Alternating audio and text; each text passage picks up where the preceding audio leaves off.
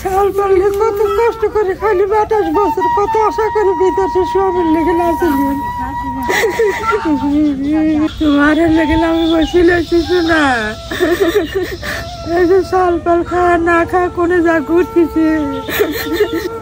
প্রিয় দর্শক, আসসালামু আলাইকুম। বলতেই কষ্ট হয়, এক প্রবাসী ভাইয়ের বাড়িতে খাবার নেই। কেন ওনার বাড়িতে খাবার নেই, চলুন ওনার মুখ থেকে শোনা যায়। আসো।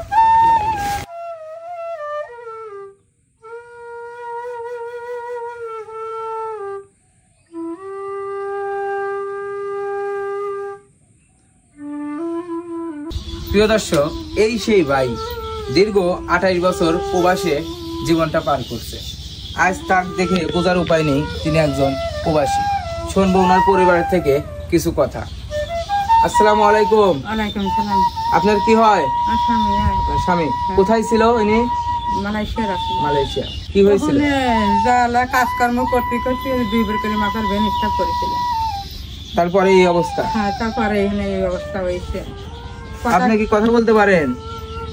আপনার ওখানে গিয়ে কি হয়েছিল বলতে পারবেন না?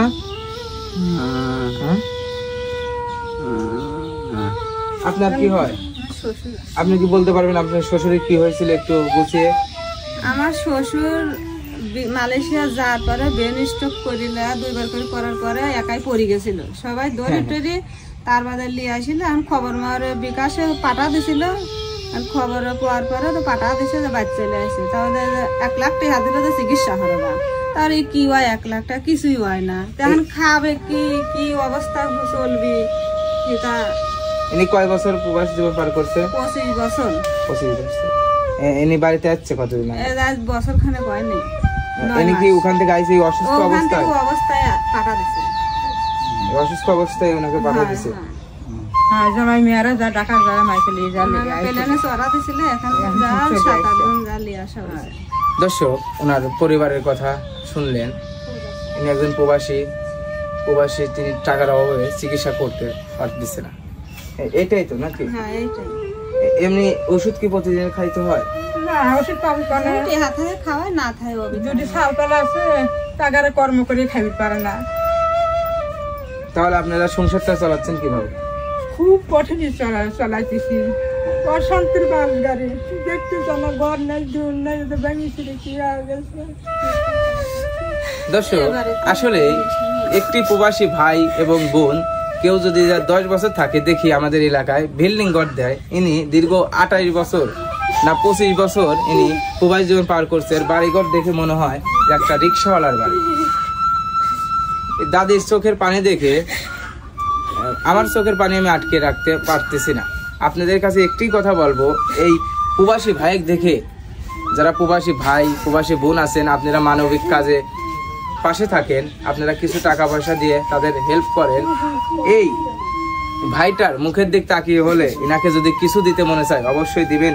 ইনার বিকাশ নাম্বারটা বলবেন। ইনার বিকাশ নাম্বারটা বলতে পারবেন? একটু জোরে জোরে বলেন। 01738114699। আবার বলেন। 01738114699। আপনি কোন কথা বলতে পারেন না? একটুও কথা বলতে পারেন না?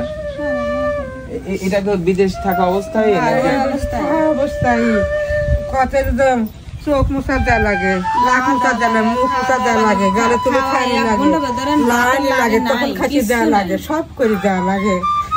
এই 2 হরিব পারিনি, হরতি ও কখন তো গেছে, আমিও কখন তো গেছি। ওষুধ বেগরে যে না দেয়।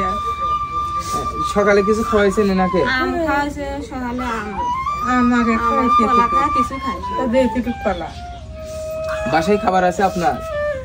কিছু নাই খাওয়ার। কাল পরীক্ষা বৃষ্টির জন্য ফিরে আসছি।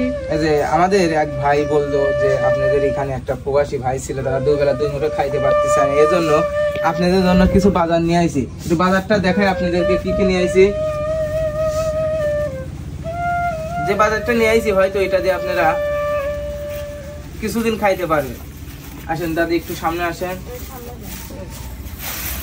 এখানে আছে কিছু কাঁচা বাজার, আছে 1 লিটার তেল,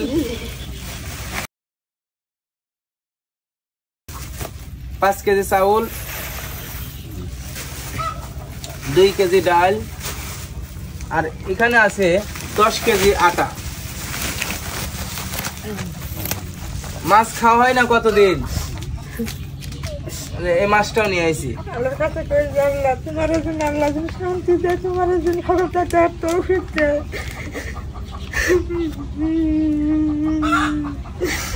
সাল পারলে কত কষ্ট করে খালি 28 বছর কত আশা করে বিদেশে স্বামীর লেগে লাচিলেন।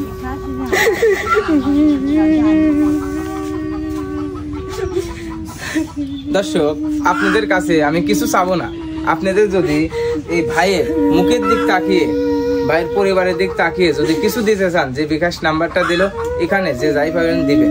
এই ভিডিওটি আপনারা শেয়ার করে এই ভাইয়ের সুস্থ হওয়ার কারণ হবেন। আপনারা যদি কিছু দিতে পারেন অবশ্যই দিবেন, আর যদি না দিতে পারেন আপনার একটি শেয়ারে সুস্থ হতে পারে এই প্রবাসী ভাইয়ের জীবন, এবং চলতে পারবে এই প্রবাসী পরিবার।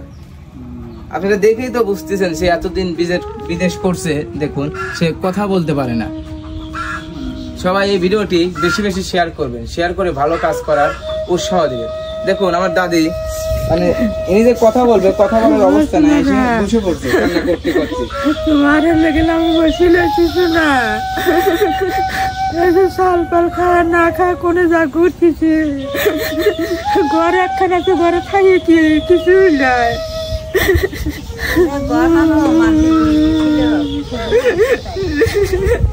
দর্শক, এই চোখের বাণী এমনি একজন অসহায় না হলে কেউ চোখের বাণী ফেলায় না। আপনারা প্রবাসী ভাই পাশে যদি থাকতে পারেন অবশ্যই থাকবেন। সবাই ভিডিওটি শেয়ার করবেন।